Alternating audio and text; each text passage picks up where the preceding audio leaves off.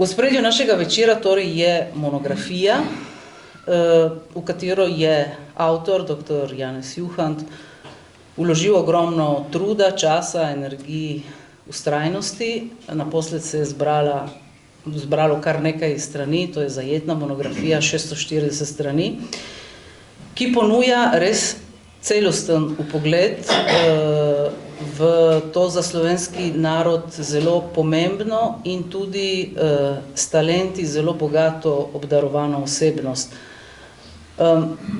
Tu je kompletna in podrobna biografija, njegova virnost, ki je temelj vsega pri njem, ker Lambert Ehrlich je bil najprej duhovnik, številna področja njegovega delovanja, njegova politična drža, politična teža, raziskovalno delo, ki je manj poznano in še bi lahko naštevali. Skratka, če želite spoznati, kdo je Lambert Ehrlich bil, tu boste našli največ informacij, ki tako skozi detajle in seveda skozi celoto razlagajo ta lik, ki še danes, kot rečeno, sproža močne reakcije. Po eni strani so to reakcije blatenja, po drugi, sicer v bistveno manjši meri zaradi splošnega javnega mnenja, ki so ga ustvarili zgodovinarji in pa mnenjski pisci, tudi veliko občudovanje.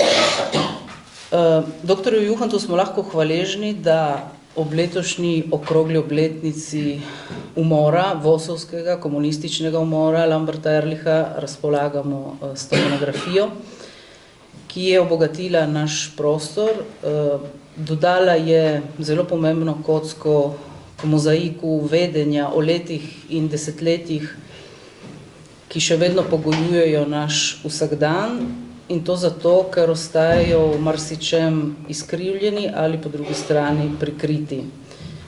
Na tem področju je bilo sicer v zadnjih 30 letih opravljeno veliko delo, med nami je dr. Tamara Griser-Pečar, ki je bila ledolomilec na številnih področjih in jo zaradi tega še danes institucionalna zgodovina, če le more, spravlja v kot in je ne citira.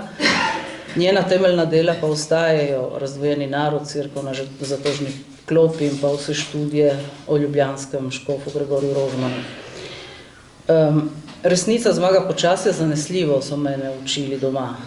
Počasi, a vztrajno se ta proces nadaljuje in s pravo lučjo razsvetljuje nekatera poglavja osebnosti in dogodke, med temi osebnosti seveda Ehrlich, ki je ena najpomembnejših, saj nam o tem jasno priča tudi povojno zgodovinopisje, ki je iz njega ustvarilo skoraj neko ikono zla, skupaj gre ob bok ljubljanskemu škofu. Kot je že Tanja povedala, Lambert Ehrlich je ponovno združil naše 3 sestrske Mahorjeve, ki delujejo geografsko ločeno, v Celovcu, Celju in v Gorici.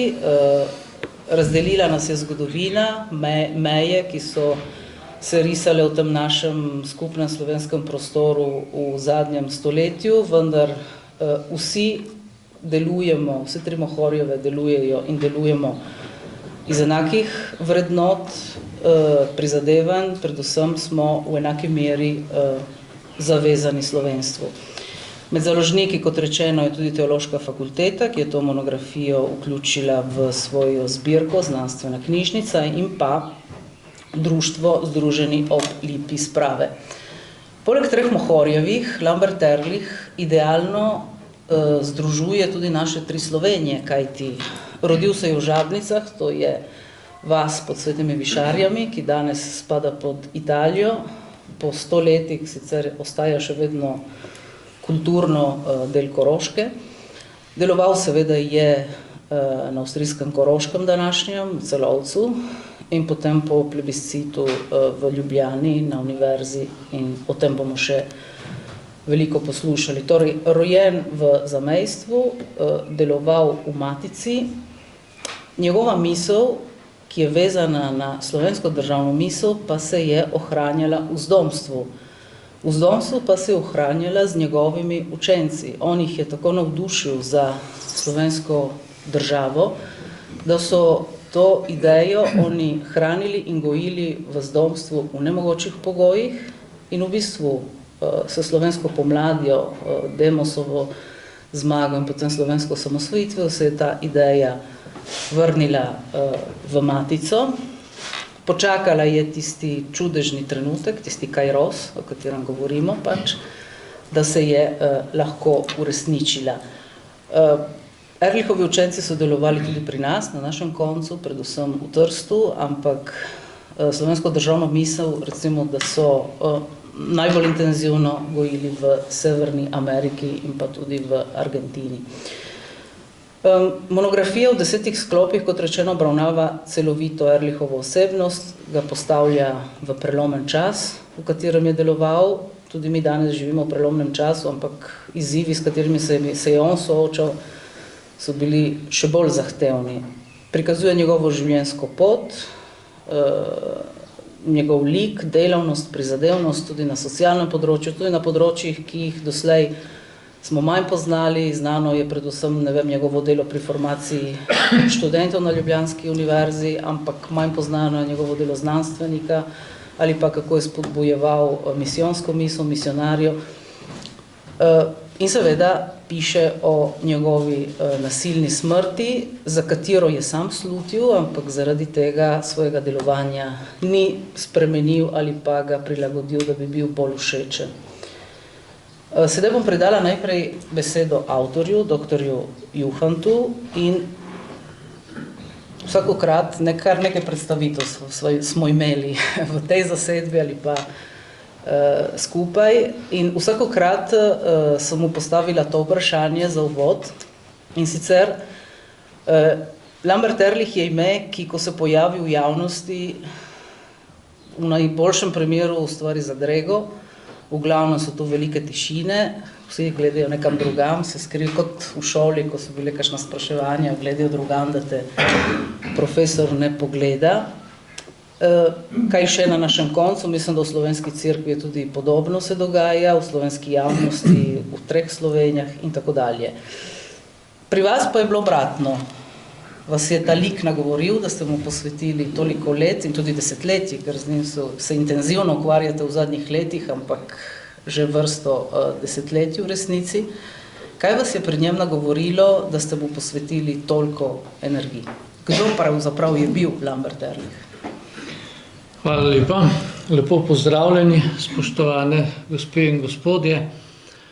Vesel sem, da lahko tudi tukaj v vaši sredini spregovorim o tem, po mojem prepričanju, velikem, morda med največjimi Slovenci, čeprav njegovo ime seveda ne zveni slovensko, ampak kot je zapisal Ignacij Hladnik, znani duhovnik, ki je po drugi svetovni vojni v Argentino omogočil pot številnim našim beguncem.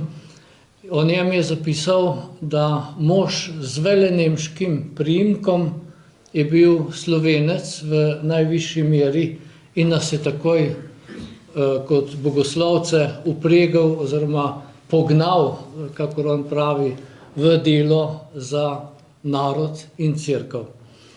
Torej, osebno na vaše vprašanje, gospa Erika Jazbar, bi rekel, da me je vse skozi zaposloval kot duhovnika, tudi kot človeka in kot Slovenca. Njegova zavzetost in predanost, predvsem pa njegova izjemna človeška bližina, o kateri pričajo vsi, ki so se kadarkoli srečali z njim. Mislim, da je malo ljudi pravzaprav v zgodovini, čeprav seveda po tem, kar je o njem zapisano v različnih zgodovinskih in drugih, predvsem žal seveda propagandno negativističnih ocenah, ki so jih napravili takoj po njegovem umoru leta 26. maja leta 1942, pa potem seveda med vojno in po drugi svetovni vojni, kjer je označen z izjemno grdimi celo nesramnimi in drugimi oznakami, ki ne pritičejo takemu človeku, ki je bil brez dvoma, kakor poročajo številni, ki so z njim delali, živeli in si prizadevali za tisto, kar je bilo njemu sveto, to se pravi narod in vera, pa ga ocenjujejo kot velikega Slovenca, velikega človeka in predvsem velikega in zavzetega nesebičnega duhovnika, ki je živel za vse ljudi, ki so bili takrat tudi celo za svoje nasprotnike. Recimo, morda kar v začetku omenim samo to, da je sredi 30 letih na prošnjo očeta dr. Franceta Kidriča, njegovega kolega na univerzi, posredoval za njegovega sina, ki je bil na Dunaju zaprt zaradi komunizma, in ga seveda tega moža, ki je bil direktor jetnišnice, je seveda poznal iz študijskih časov v Innsbrucku in je dosegel, da so Borisa Kidriča izpustili. Boris Kidrič je bil poleg seveda poleg Edvarda Kardelja glavni nalogodajalec njegovega umora.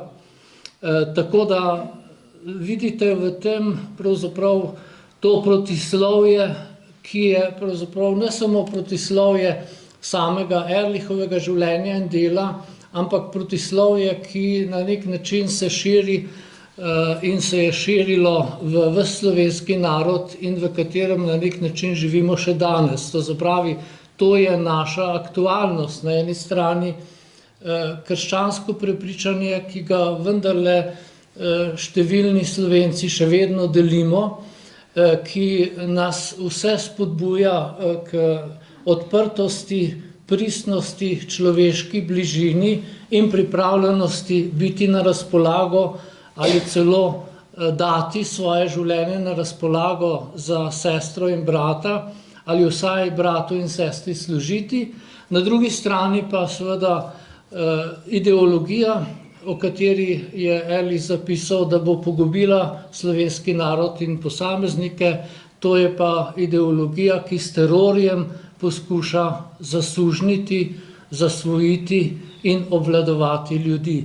In seveda to nasprotje, ki je sicer tudi antropološko nasprotje, tudi v vsakem izmed nas je na nek način ta dihotomija, biti na eni strani človek človeku ali na drugi strani tudi včasih, in nam to tudi, če tako rečemo, ide iz rok, maščevati se sočloveku. Torej ta dihotomija, ki je postala potem ideologija v tem sistemu, poleg seveda fašizma in nacizma, ki sta prav tako delovala na tej ideologiji.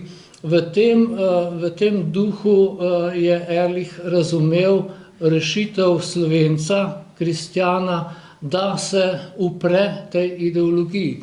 In on sam je pravzaprav v svojem delovanju vedel, da je to mogoče samo tako, da človek dosledno, polno in z vsemi orodji, ki nam jih omogoča naša krščanska vera, poglablja svoje krščansko življenje, svojo krščansko bit, živi v polni meri svojo krščanskost in jo nekako tudi stalno obnavlja. O tem pričajo njegovi dnevniki, pričajo tudi zapisi njegovih učencev in vseh ljudi, ki so se tako ali drugače z njim srečevali. In v tem je on pravzaprav videl odrešitev človeka. To je seveda bolj zahtevno delo, je seveda tudi delo, ki vsakemu izmed nas, pa tudi celotnemu narodu, in Ehrlich je to tudi brez dlake na jeziku vsem in vsakomur tudi stalno pridigal, govoril, navduševal ljudi, predvsem mlade, da bi se vzgajali v tem duhu, ker se je zavedal, da je to pravzaprav odrešitev človeka po meri življenja po Jezusu Kristusu, na drugi strani pa so seveda vse te metode, ki pa zlorabljajo človeka, najprej njega samega, ki podleže temu nasilnemu gonu po obvladovanju drugega človeka, seveda toliko bolj pa, če to postane pragmatična ideologija, ki hoče s silo zavzeti ljudi in jih obvladati, kako se je to zgodilo v vseh teh totalitarizmih. Toliko za uvod, torej odgovor je zelo preprost, torej Ehrlich me vse skozi zaposluje kot človek, ki je verjel v to krščansko pot, ki jo je tudi v veliki meri zelo dosledno do tako rekoč ne samo v tistem zadnjem hipu, ko je pač kot močenec padel pod kroglami vosovskih likvidatorjev, ampak vse skozi v svoji stalni, disciplinirani, molitveni drži, v stalnem poglabljanju svojega krščanskega življenja, v stalnem urjenju v tem, da bi polno in celovito živel krščansko in duhovniško življenje, in posebno za duhovnika je on to razumel kot tisto, kar je izjemno pomembno, da človek živi takšno življenje in samo s tem je mogoče potem tudi sebe kot človeka uresničevati. Morda samo par na začetek korakov njegovega življenja. Rodil se je, kot že rečeno, v Žabnicah pod Svetimi Višarjami, v družini 10 otrok. Njegova družina, ki sicer izvira po prednikih iz Saškega, iz Nemčije, je v tistem času že po njegovih starih starših bila slovenska, čeprav so vedno nekateri tudi ohranili svoje nemško pokolenje in tudi nemško čutenje, ampak on je bil v svoji družini vzgajan in tudi njegove sestre in bratje. On je bil predzadnji, za njim je bila rojena še ena sestra, rojen 18. septembra 1878, obiskoval šolo v domačih Žabnicah, potem seveda gimnazijo v Celovcu, kjer je maturiral leta 1897 skupaj s svojim bratom, ki je malo zaostal, pa sta potem skupaj končala maturo. In potem takoj odšel, malo se je premišljeval, ali bi šel študirati teologijo, ampak se je takoj odločil in 1 leto nekako študiral teologijo, če tako rečem, privatno, in sicer v Innsbrucku, kjer so še drugi številni slovenski ljudje, teologi študirali, in bil potem tam končal študij leta 1903 z doktoratom iz teologije. Vmes bil še kratko tudi na študiju v Rimu in tudi Parizu. Leta 1902 julija je bil posvečen v Celovcu v mašnika, duhovnika krške oziroma celovške škofije, in potem prevzel mesto kaplana najprej v Beljaku, potem v Celovcu in bil potem stolni vikar in tudi od leta 1907 tajnik škofa Kana, ki ga on zelo ceni kot enega zelo prizadevnih škofov, ki se je boril zoper takratni nemški nacionalni liberalizem in podpiral tudi prizadevanja Slovencev, da bi nekako ohranili krščanskost, kajti Ehrlich je razumel že v času študija, da je narodnost in vera, da sta tesno povezana za ohranitev identitete človeka in predvsem seveda identitete slovenskega človeka. Potem leta 1910 postal profesor v bogoslovju za osnovno bogoslovje in filozofijo in tudi vere. In potem leta 1919, ko je bilo konec Prve svetovne vojne, bil imenovan najprej v Misovo komisijo, ki je skušala nekako določiti meje na Koroškem med Slovenci in nemško govorečimi.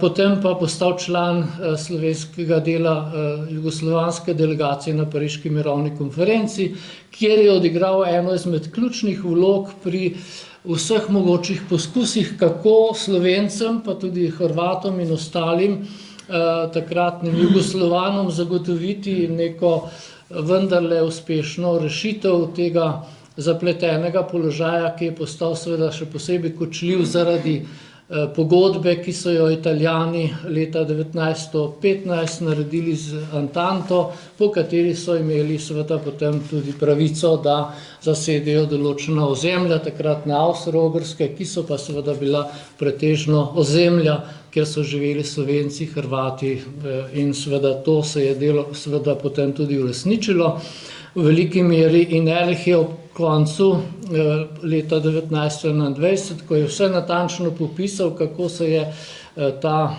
zadeva na Pariški mirovni konferenci odvijala, zapisal, da Slovenci smo bili premalo prepoznavni, pa tudi premalo dejavni, da bi v mednarodno-političnem oziru se bolj uveljavili in je nekako potem tudi, ko se je leta 1922 vrnil v Ljubljano, postal profesor na novoustanovljeni univerzi za primerjalno veroslovje po nekih študijih še v Parizu in Oxfordu in se je potem povsod zavzemal za to, da bi poleg svoje dejavnosti, ki jo je predvsem seveda kot profesor bogoslovja razumel kot misionar, misiolog in tudi kot širitelj predvsem katoliškega življenja, tudi na univerzi, v veliko nasprotje tako liberalnega dela na univerzi, kakor seveda tudi tistih, ki so takrat že v 30 letih posebno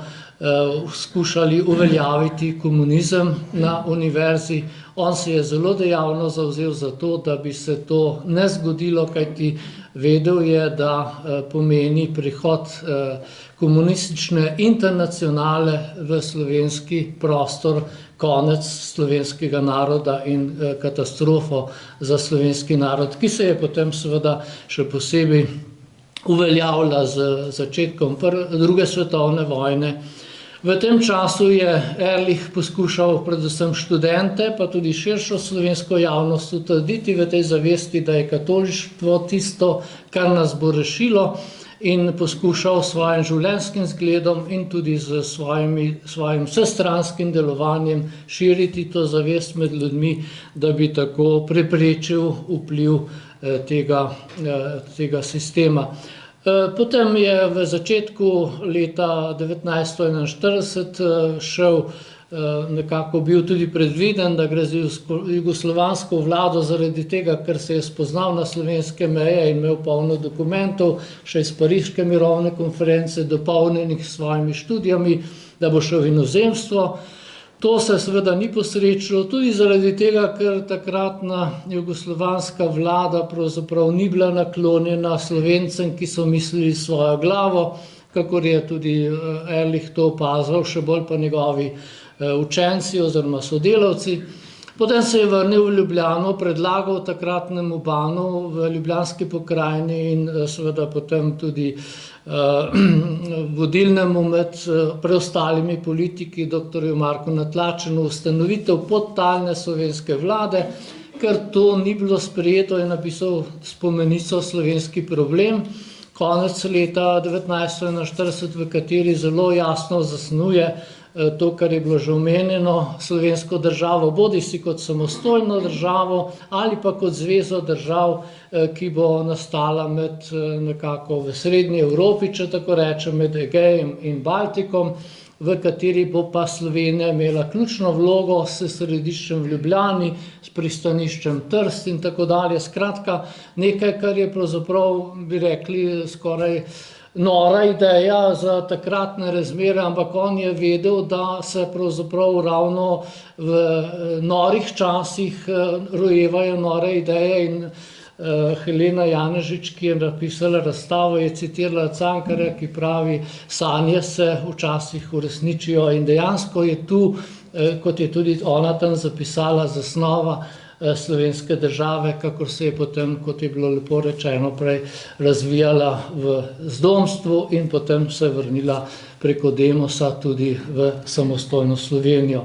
Najbolj ključna pa je seveda Ehrlichova spomenica Italijanom, ki jo je napisal aprila 1942, dober mesec pred svojim umorom, v kateri je zelo natančno opisal položaj v Ljubljanski pokrajini, zelo kritično in tudi, bi rekli, skoraj nepredstavljivo kritično kritiziral Italijane, italijansko oblast, na drugi strani pa seveda tudi komuniste, ki tako rekoč v medsebojnem sodelovanju, kakor je tudi zapisal, skušajo uničiti Slovence.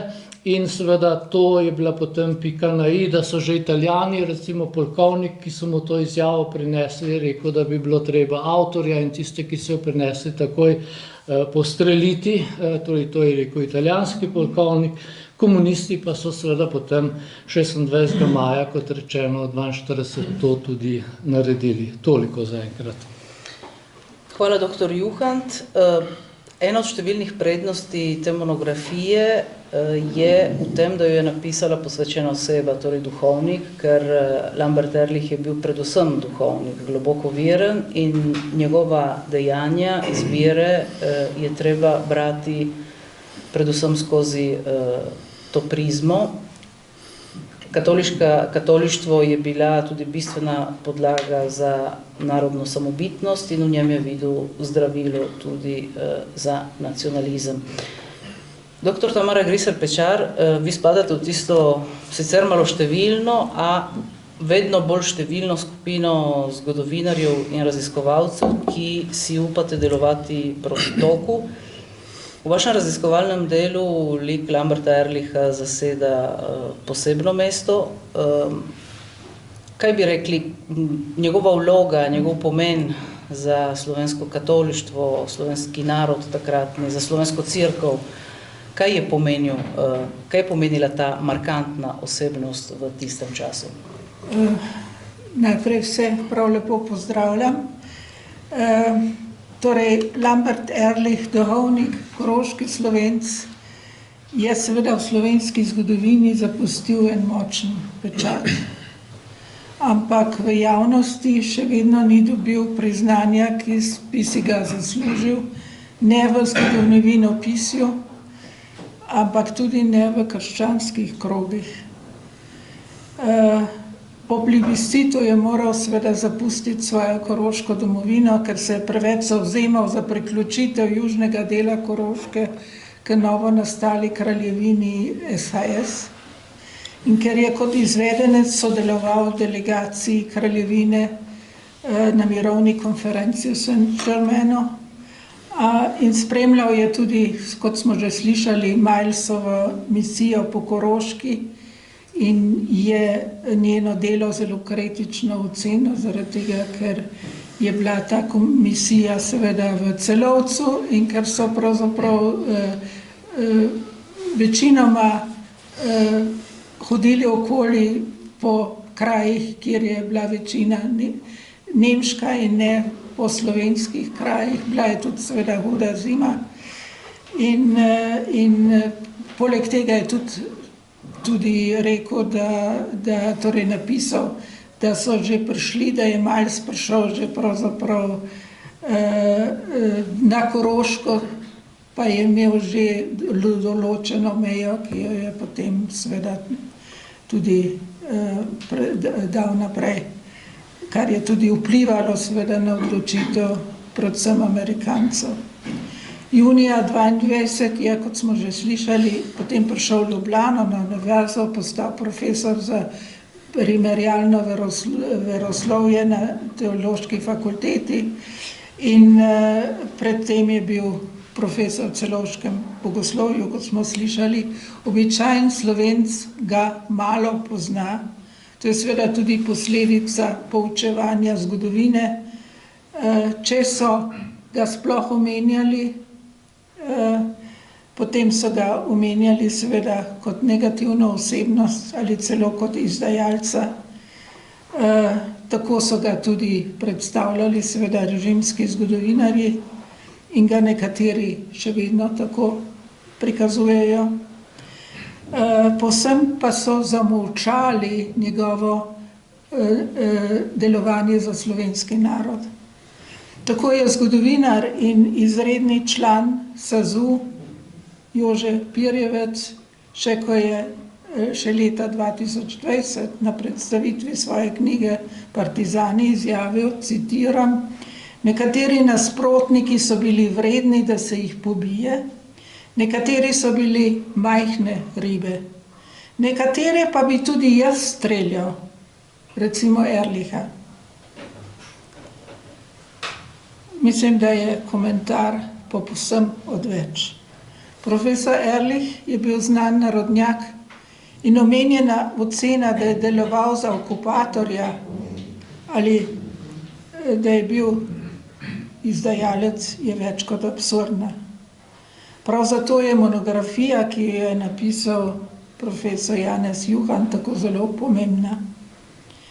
Ehrlich je bil duhovnik, profesor na univerzi, visoko cenjen znanstvenik, duhovni oče straže in je, tako kot je Juhant napisal, kot človek, kristjan in duhovnik spodbujal mlade in druge ljudi za samostojno, odgovorno in odprto pot.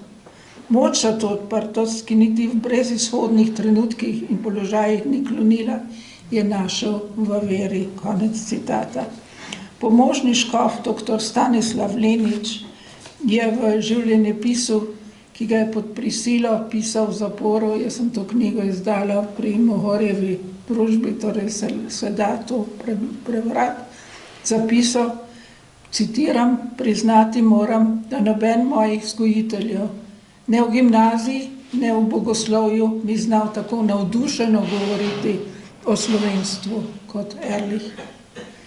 Bil je seveda, kot smo že slišali, velik nasprotnik komunizma, vendar je tej ideologiji nasprotoval, podobno kot njegov koroški rojak škof dr. Gregorij Rožman, iz verskih razlogov.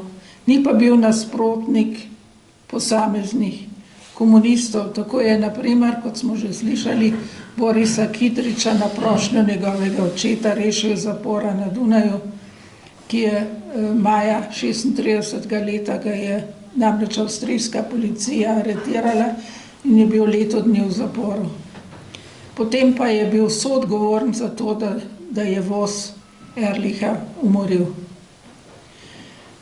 Biografija, kot smo že slišali, v 10 sklopih obravnava celovito Ehrlichovo osebnost, ga postavlja v čas, v katerem je deloval, prikazuje njegovo življenjsko pot od korenin, ki segajo, kot je že bilo rečeno, na Saško v Nemčiji do Koroške, predstavlja delovanje med kmeti in delavci na Koroškem, njegovo vzgojo študentov, ga predstavlja kot znanstvenika, misionarja, osvetljuje njegovo osebnost kot moža Božje volje in njegovo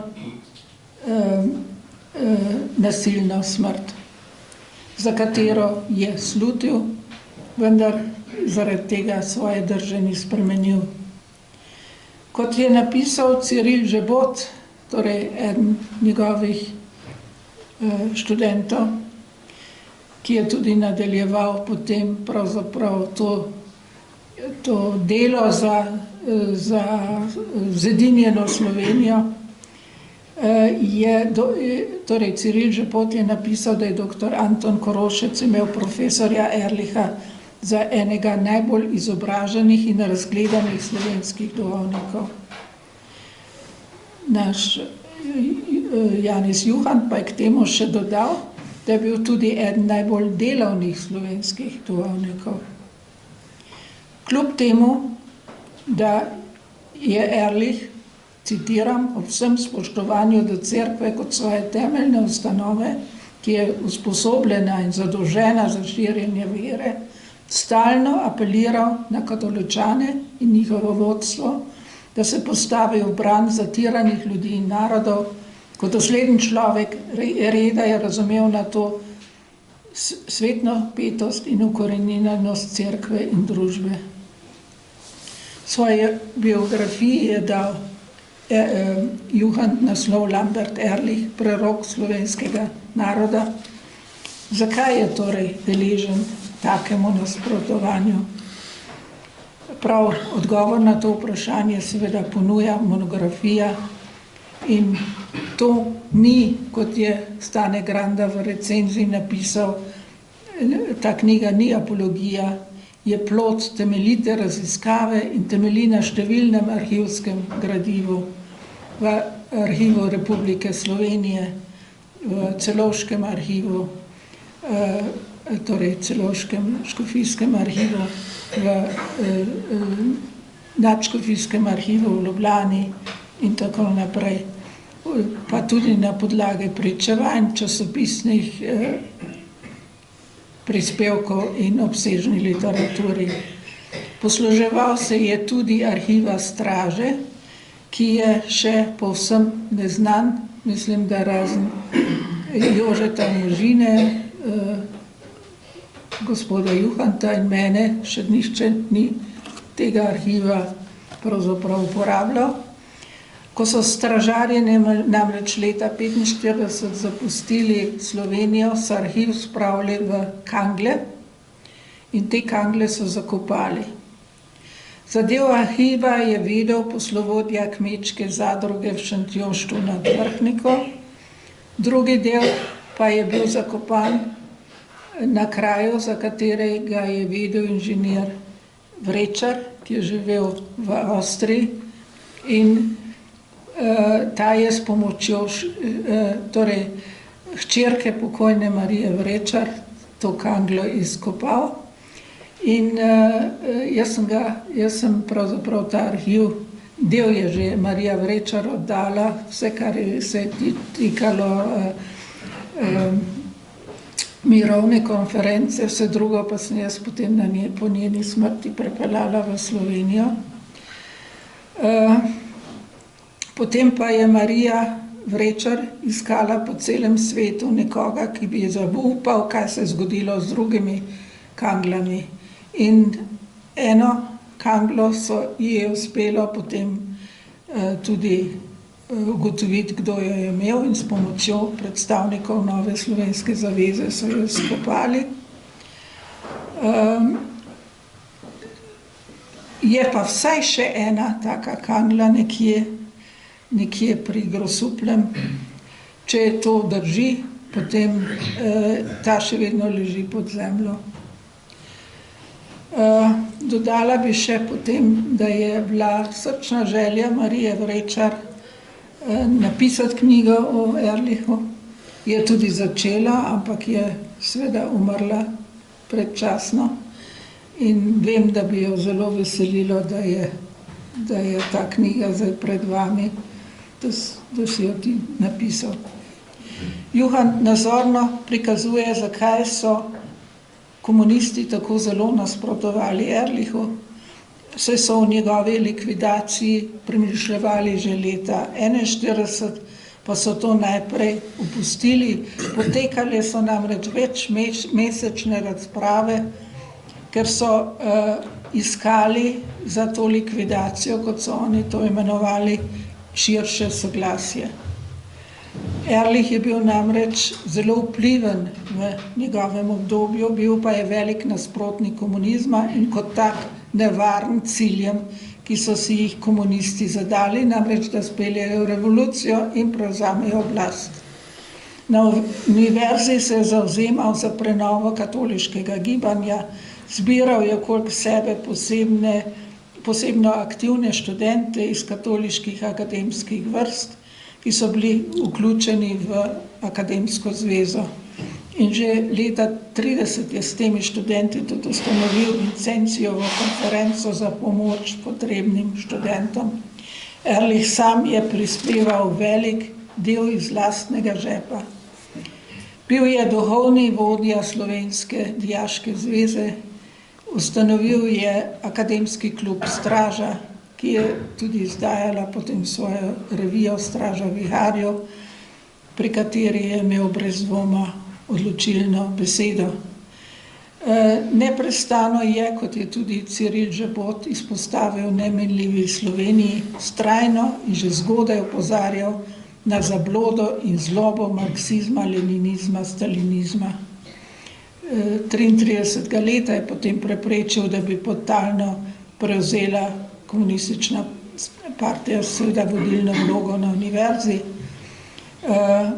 Komunisti so namreč, kot navaja Juhant, po navodilih Kominterne svoje člane vrivali v katoliška družba in kot poudarja Žebot, so se komunisti te važne vloge profesorja Ehrlicha zavedali in partijsko vodstvo tega tudi pozneje ni pozabilo. Od tedaj so imeli profesorja prav posebej zaznamovanega. Za Ehrlicha so bili totalitarni režimi, fašizem, nacizem in komunizem nevarni, saj so si zelo podobni v svojem delovanju. Na to nevarnost je neprestano opozarjal, da dajo pobude kot tisto poletje 41, o kateri smo že slišali. Komu namreč ni uspelo, da odide kot svetovalec slovenskih ministrov z jugoslovansko vlado v tujino, se je vrnil v Ljubljano in predlagal Bano Natlačeno ustanovitev podtalne vlade, ki bi naj imela za cilj tudi združeno Slovenijo, potem pa je napisal spomenico slovenskih problem in končno, kot smo že slišali, izročil italijanskim vojaškim oblastem 1. aprila tisto znamenito spomenico, kateri je zelo ostro kritiziral okupatorske oblasti, kar je bilo brez dvoma zelo pogumno dejanje. Navedel je namreč vse protipravne ukrepe italijanske in nemške okupacijske oblasti, seveda tudi komunistov, in natančno opisal težak položaj Slovencev. Sinteza vseh teh dogajanj na celotnem slovenskem ozemlju nas sili do sklepa, da je končni cilj vseh kompetentnih faktorjev vsi popolno uničenje slovenstva kot takega, je napisal Boris Mlakar. Na koncu pa je še predlagal seveda ustanovitev avtonomne varnostne službe in poslal je tudi v tem smislu tudi poročilo v Rim na predlog škofa Rožmana. Potem je 26. maja po ukazu partije, ki je videla potrebo, da izključi vidne nasprotnike z politične igre, in Ehrlich je bil zaradi svojega velikega vpliva močna ovira na njihovi načrtovani poti prevzema oblasti, voz Ehrlicha umorila pod lažno pretvezo, da je izdajalec. Izdajalce so po tako imenovanem zaščitnem odloku, ki ga je sprejel Slovenski narodno-osvobodilni odbor 16. septembra leta 1941 in ki je predvideval posebna tajna sodišča, ki pa jih dejansko ni bilo, mogli obsoditi na smrt. Kot eksekutorja so določili istega moža, ki je pozneje tudi umoril pana Marka Natlačena, Franca Štadlerja, imenovanega Pepeta. Tukaj je dokaz, da je Franc Štadler Pepe leta februarja 2000 umrl, ne da bi kadarkoli kdo ga klical na odgovornost za to, kar se je zgodilo, in v tej osmrtnici piše narodni heroj in nosilec partizanske spomenice leta 1941. Visoke penzije tudi. Ja. Zanimivo pa je, da so leta 1941 liberalca Fanoša Emerja, ki ga je Vosovc Edo Brajnik, ki je bil kasneje razglašen za narodnega heroja, 4. decembra 1941 pred staro cerkvijo v Šiški v Ljubljani ustrelili, ki ga je ta Edo Brajnik ustrelil, krivili, da je med drugim načrtoval umor duhovnika in univerzitetnega profesorja Ehrlicha. V tem smislu je v slovenskem poročevalcu decembra 1941 šel komunike, ki ga je podpisal informacijski biro OF. Citiram, ta umor je Fanuš Emer zasnoval zato, da bi ga Bela garda lahko naprtila Osvobodilni fronti v splošnem in komunistični partiji posebej. Po likvidaciji Ehrlicha je krščanski socialist Edvard Kocbe, ki je umoril še leta 1941 nasprotoval, tega potem zagovarjal. V svoj dnevnik je namreč zapisal: pred seboj vidim mrtvega Ehrlicha, ki sem nekoč tudi jaz z njim mnogo govoril. Kljub svoji vedno hitrejši poti v slovenski fašizem bi zanimivi mož še živel, ko bi nam fašizem ne bil vsilil neizprosne alternative ali življenje ali smrt. V tako razgibanem obdobju zgodovine se stališče pravnega pojmovanja popolnoma spremeni, postane namreč politično. Menja se v tem smislu, da se posameznikova blaginja zelo ostro podredi blaginji človeške skupnosti. Če je v mirnem času kazensko pravo postavljalo sankcije stališča osebne človekove blaginje, potem je cilj revolucionarne justice javna kolektivna blaginja. Pozornost politične justice je obrnjena na ogroženost ljudske skupnosti, ne pa na psihologijo obsojenca. To se pravi, da sme določena človeška skupnost z vso pravico seči po revolucionarnih sankcijah, kadar je njen obstoj ogrožen, posebno kadar bije boj na življenje in smrt. Kdo je v takem stanju odgovoren za kolektivno usodo, ima pravico biti neusmiljen, sme vzeti življenje posamezniku in odkloniti ozire na osebne kvalitete in namene. Konec citata. Tudi po njegovem umoru komunisti niso odnehali. Že pred Ehrlichovim pogrebom so bili na raznih ljubljanskih ulicah raztreseni letaki v slovenščini, ki so vsebovali grožnjo vsem tistim, ki se bodo udeležili pogreba. Ker je bil ljubljanski škof Rožman takrat maja 1942 v Rimu, je Ehrlicha pokopal generalni vikar Ignacij Nadrah.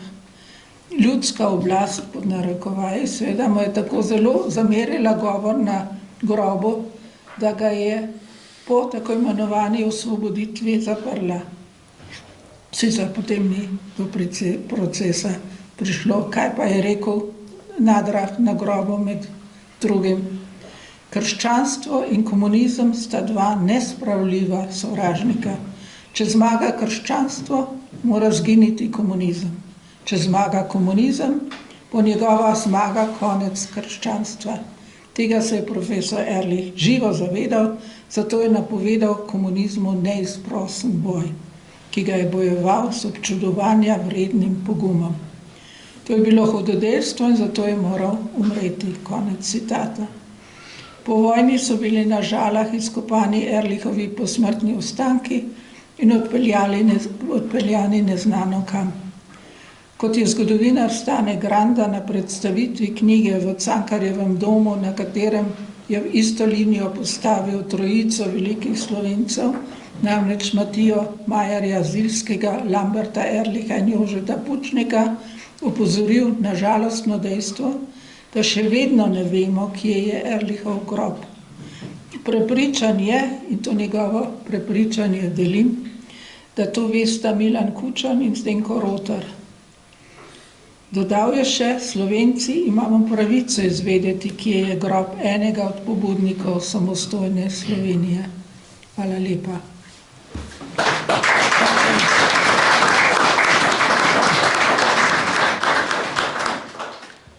Povedanemu bi še dodala, da dr. Lambert Ehrlich je na seznamu kandidatov za beatifikacijo na prvem mestu. In glede današnje slovenske slike pa takole. V Novi Gorici smo to monografijo predstavljali v avli Mestne občine Nova Gorica, ki se nahaja na trgu Edvarda Kardelja in ob ulici Borisa Kidriča. To pomeni, da imata še vedno poimenovani ulici in ob stavbi slovenskega parlamenta, torej državnega zbora, je zadnji v vrsti teh kipov, ki so jih postavili v zadnjih letih, Janez Stanovnik, Lamberta Ehrlicha pa ni. Kakšno vlogo je imel Janez Stanovnik pri osamosvojitvi Slovenije ali pa pri demokratizaciji ali pa pri parlamentarni demokraciji, naj vsak pomisli. Večkrat je bila omenjena Koroška, Lambert Ehrlich je bil koroška duša, sedaj bi prisluhnili temu koroškemu melosu, Andreja Zakonšek Krt in Primož Krt z verjetno najbolj znano koroško pesmijo Rož podivna zida. Hvala.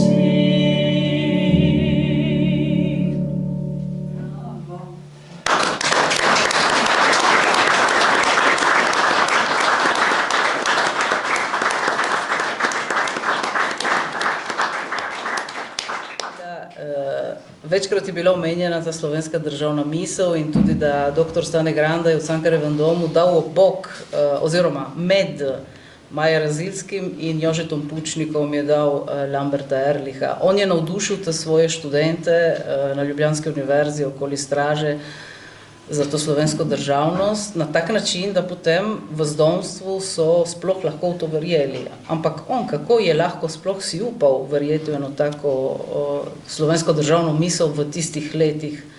To je eno.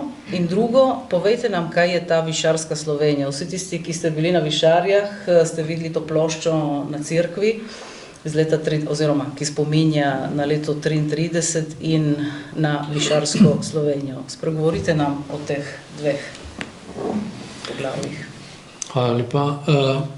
Višarska Slovenija, torej svete višarje so bile takrat in pa potem tudi po drugi svetovni vojni pravzaprav neko središče Slovencev in vseh zatiranih, kljub recimo takrat, recimo leta 1933 je bil fašizem tako rekoč na višku in pravzaprav presenetljivo je, da je Ehrlich tam govoril o slovenski državi.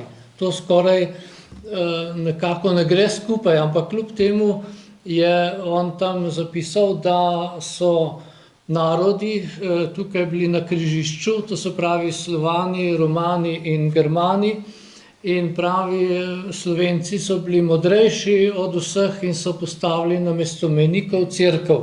Cerkev je tisti kraj, ki ljudi ne razdvaja, ki ne razmejuje, ampak ki jih povezuje.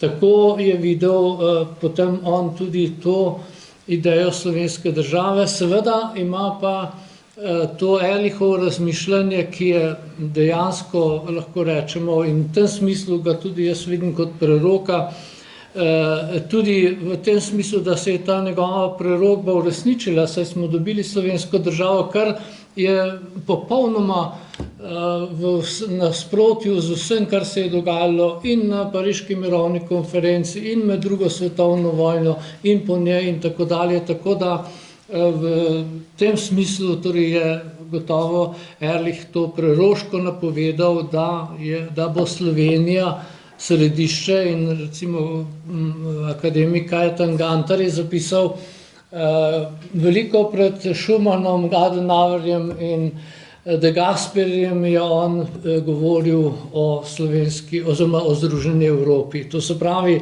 dejansko on je bil res nek vizionar, ki mu skoraj ne najdemo ne samo v Sloveniji, ampak tudi v svetu para.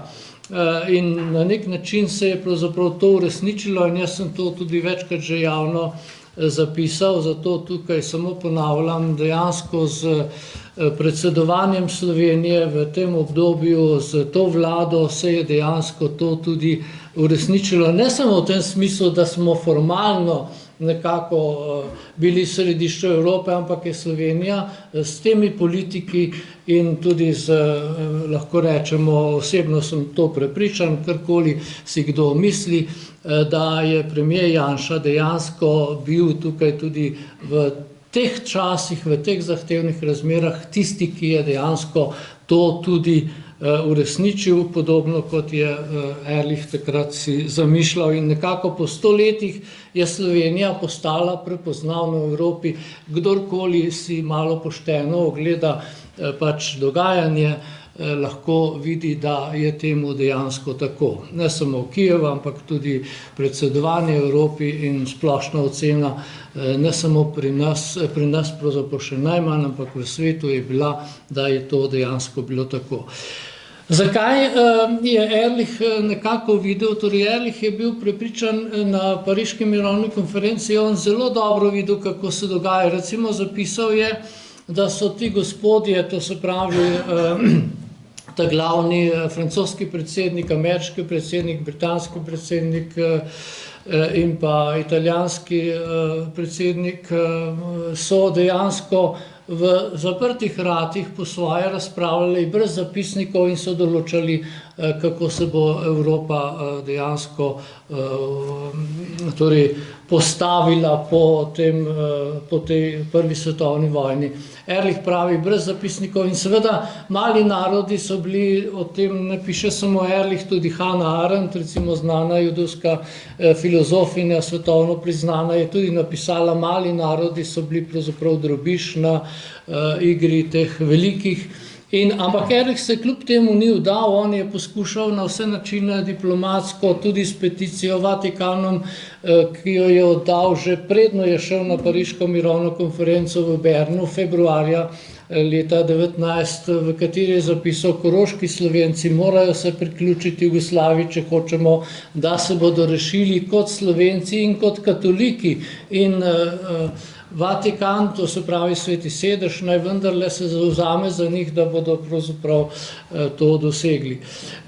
Svete višarije so bile potem po drugi svetovni vojni podobno spet tako križišče, kjer se je dejansko razpravljalo o tej misli in seveda ta misel je bila, kot že večkrat rečeno, Ehrlichova zasnova, ki se je potem seveda v novih razmerah razvijala in dejansko potem tudi po Demosovi vladi, ki je bila dejansko v veliki meri tudi, če tako rečem, inštruirana, če smem uporabiti ta izraz, se je dejansko uresničila v Sloveniji.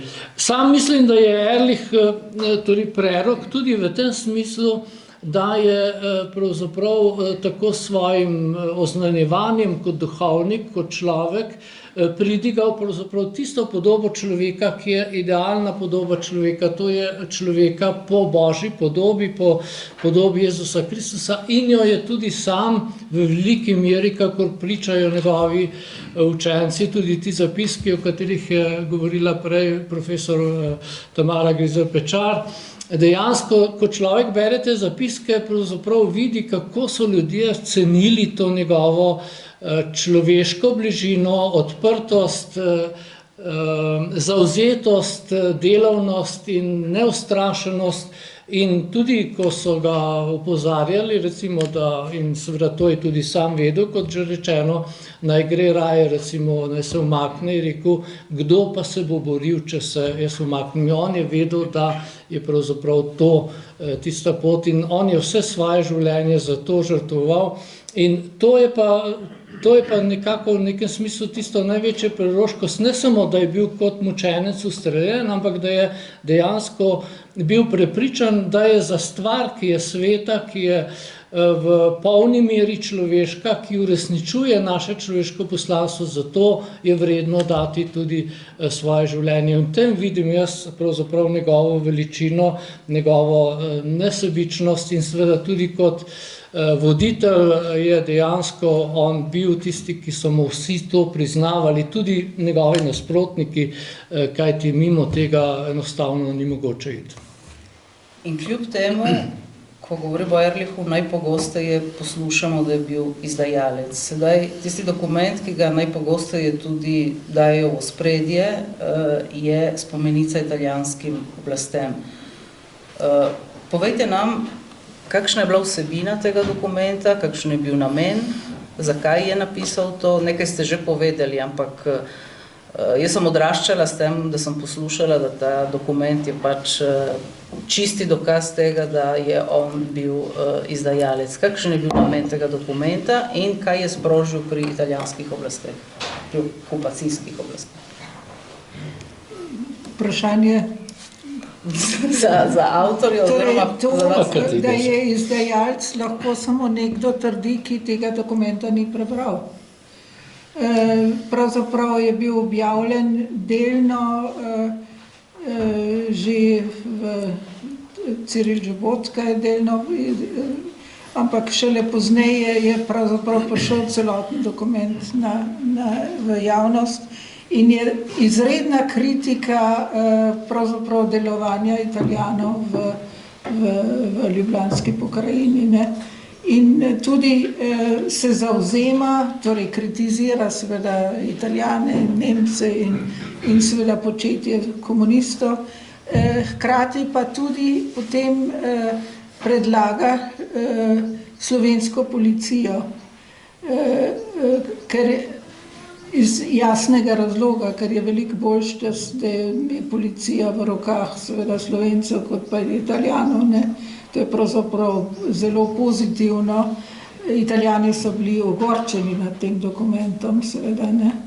Torej, je vse res, samo ne, da je tukaj kolaboriral ali izdajal Slovence ali karkoli. Čisto obratno. Recimo, samo to še mogoče dodatek, recimo on v tem dokumentu piše, kako se zadeve odvijajo, recimo pravi, pridajo komunisti, torej OF v neko vas, poberejo stvari, o tem piše tudi Možina v svoji knjigi, potem pa seveda še izropajo ljudi, vzamejo tudi kakšne ljudi s seboj v svoje partizanske, tako imenovane partizanske formacije.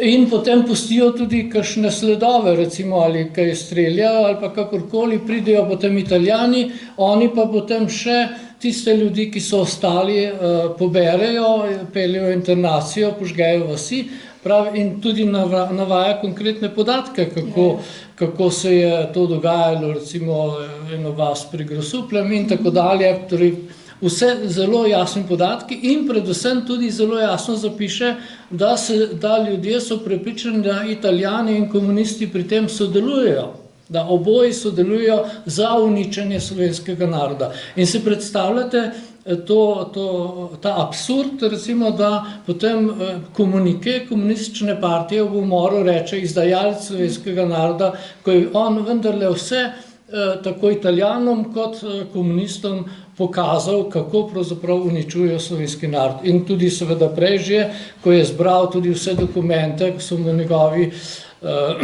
tisti begunci, ki so prišli iz Štajerske, poročali, kaj so Nemci počeli na Štajerskem in Gorenjskem, in je tudi vse to združil potem preko patra Zakrajška, spravil tudi v Vatikan in potem Združene države, ki je jezuit Lafargue potem tudi to izdal in dejansko tudi svetovno javnost seznanil s tem nasiljem nacistov. In seveda tudi ta spomenica je podoben dokument, recimo, v katerem recimo, je zapisal Urbans, da je pravzaprav edinstven dokument v Evropi o nasilju, ki si ga pravzaprav niti nemški škofje, kakor je on zapisal, niso upali v tem smislu, čeprav so kritizirali, pa nizozemski, čeprav vemo, da so bile tudi tam določene kritike, recimo na Nizozemskem, ko so nemški škofje kritizirali naciste, so potem nacisti vse Jude, ki so bili še do takrat, recimo v krščanstvu, recimo tudi Terezija Benedikta in njena sestra so bili potem odpeljani v Auschwitz. Skratka,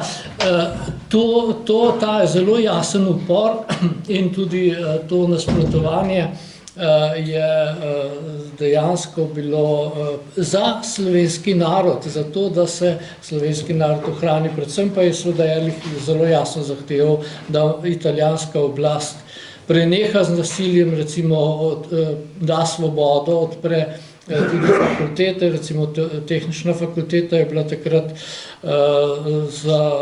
zaprta, recimo in Milan Vidmar, ki je bil njen dekan, se pravzaprav ni za to zavzel se je za to Ehrlich in tudi Italijanom to zelo jasno napisal.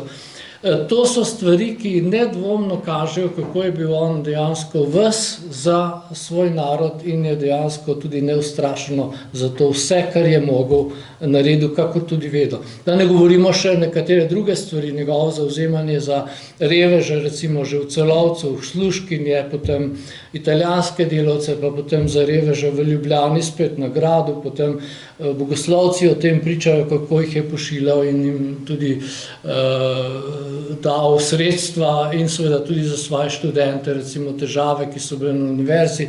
Skratka, v tem smislu velja gotovo za človeka, ki ga komaj srečamo v tej nesebičnosti in tudi vsi pričevalci, ki o tem, pa tudi recimo že omenjen škof Lenič, pa še drugi, to zelo nedvomno potrjujejo. Tako da njegov lik, recimo, da je on na prvi kot mučenec, je gotovo v veliki meri utemeljeno s vsem tem njegovim delovanjem, ne samo z njegovo mučeniško smrtjo.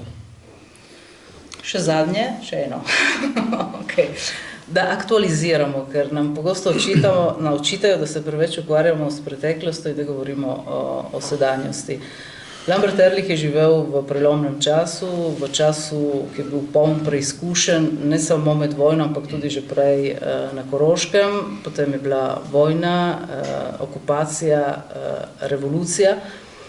On je zbiral študente na Ljubljanski univerzi v akademskem klubu Straža, obstajala pa je tudi druga organizacija, organizacija mladcev in recimo način nastopanja obeh skupin se je bistveno razlikovala.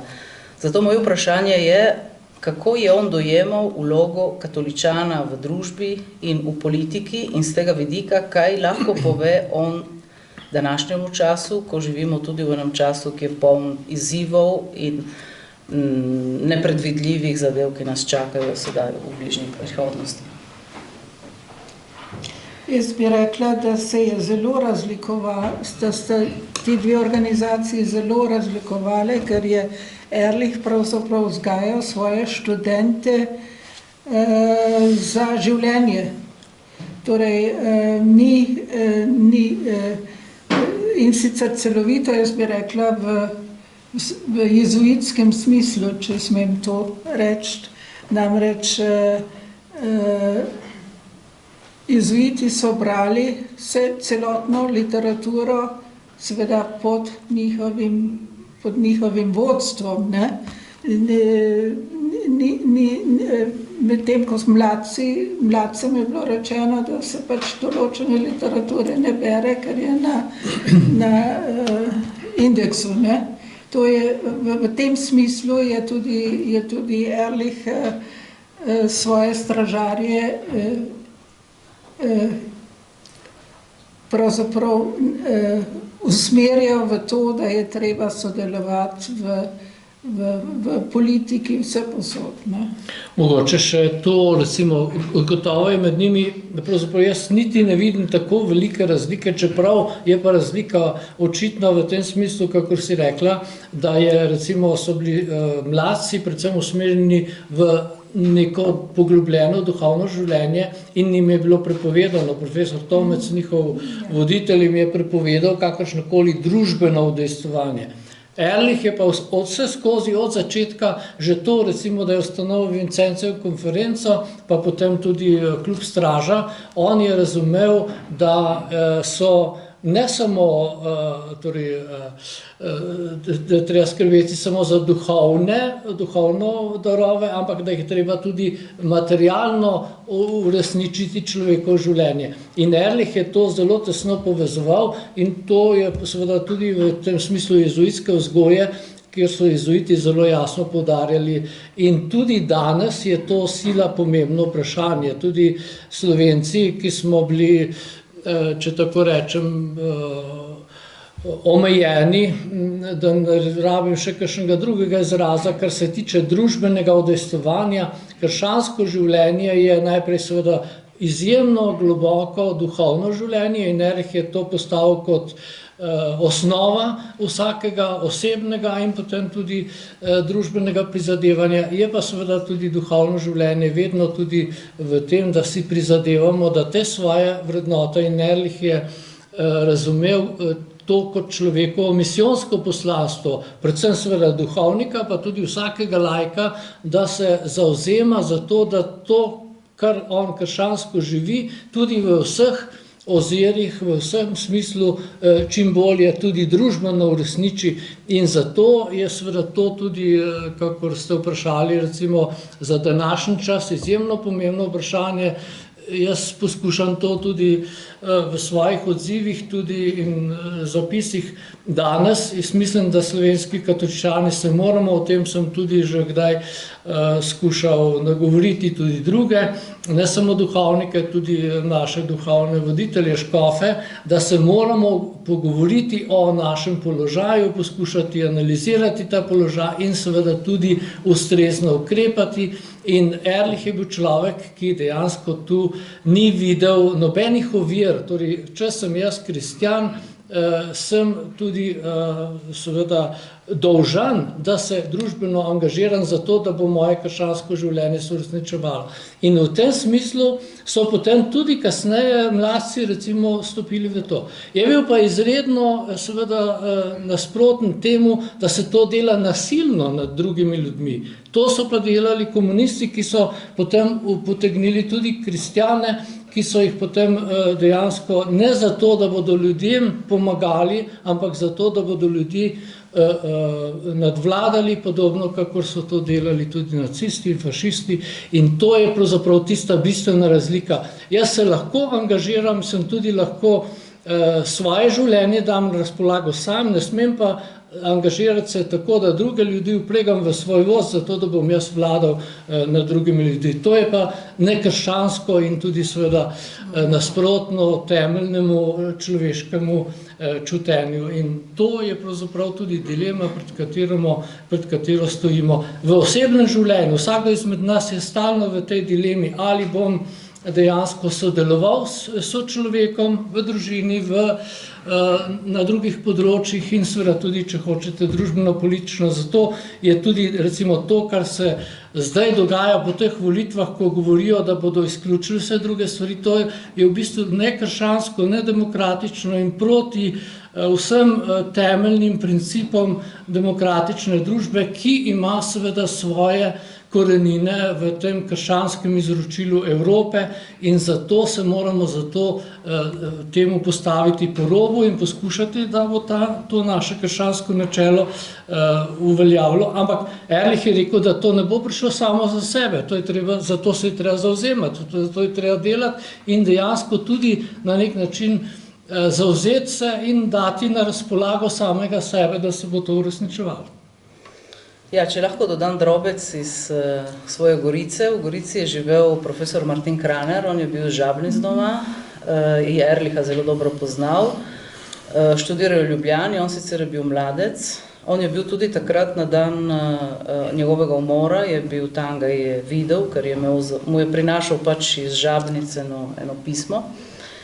In on je rekel, da je živel dolgo, mislim, ni dosegel 100 let, ali pa kot Boris Pahor, ki jih ima že 108, je dolgo živel. Jaz sem ga zadnja leta obiskovala in smo pripravila več daljših intervjujev tudi o Ehrlichu in on mi je takrat rekel, jaz sem bil mladec, sem bil prepričan mladec, ampak potem, ko se je začelo zares, sem izstopil, ker sem čutil moralno dolžnost in etično dolžnost, da moram na nek način poseči v družbo.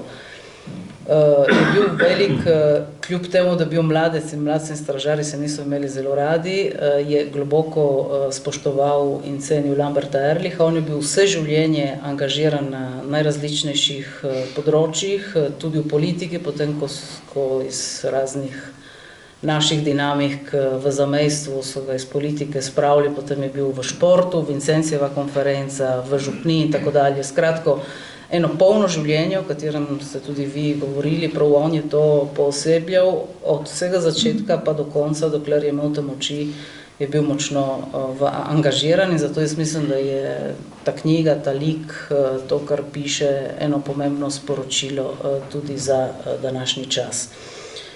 Večkrat je bilo povedano, da je bil Lambert Ehrlich globoko veren, bil je tudi velik Marijin častilec. Ker smo v Marijinem mesecu, bi zato današnjo predstavitve zaključili na najlepši način s pesmijo, z Marijino pesmijo, ki nam jo bosta predstavila. Najprej nam bosta povedala Primož Krt in Andreja Zakonjšek Krt in potem zapela. Gre za pesem Lepi mesec maj, ki jo vsi že poznate, ampak je toliko lepa, da jo moram večkrat izvesti. Je pa v Lojzeta Grozdeta, tako da še en mučenec. Slovenski sin.